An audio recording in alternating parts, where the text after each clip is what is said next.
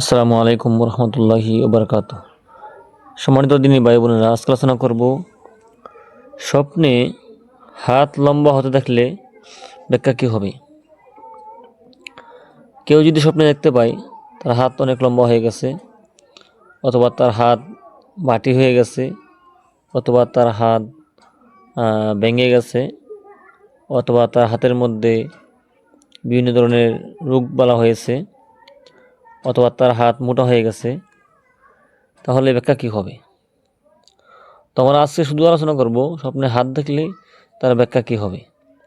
এই ব্যাপারে পৃথিবীর বিখ্যাত দার্শনিক ওলি এবং স্বপ্নবিদ আল্লামা মুহাম্মদ ইবনে সিরিন রহমতুল্লাহ বলেন, স্বপ্নে যদি কেউ দেখতে পায় তার হাত তুলনামূলক লম্বা হয়ে গেছে, তাহলে এর ব্যাখ্যা হবে সেই ব্যক্তি জনকল্যাণমূলক কাজে বিশেষ ভূমিকা রাখবে।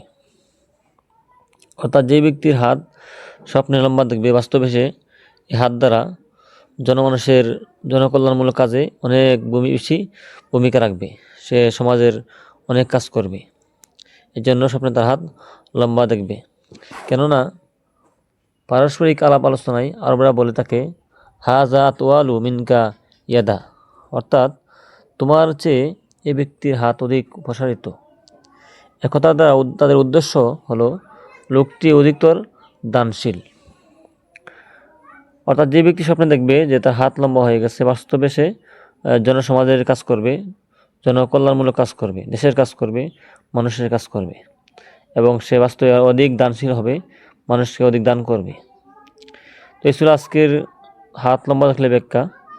তো আল্লাহ রাব্বুল আলামিন আমাদের সবাইকে স্বপ্নে ভালো জিনিস দেখার তৌফিক দান করুক। কারণ আল্লাহ রাব্বুল আলামিন মানুষের ভবিষ্যতে কী হবে এর ভিত্তিতে স্বপ্নের মাধ্যমে মানুষকে সতর্ক করেন। তো আমারও বাস্তব জীবনে আমল ভালো করবো, তাহলে আল্লাহ রাব্বুল আলামিন আমাদের আমলের কারণে আল্লাহ রাব্বুল আলামিন বিভিন্ন ধরনের বিপদ আপদ থেকে বাঁচিয়ে রাখবেন। আল্লাহ রাব্বুল আলামিন আমাদের সবাইকে নেক আমল করার এবং ভালো স্বপ্ন দেখার তৌফিক দান করুক, আমিন। আসসালামু আলাইকুম ওয়া রাহমাতুল্লাহি ওয়া বারাকাতুহু।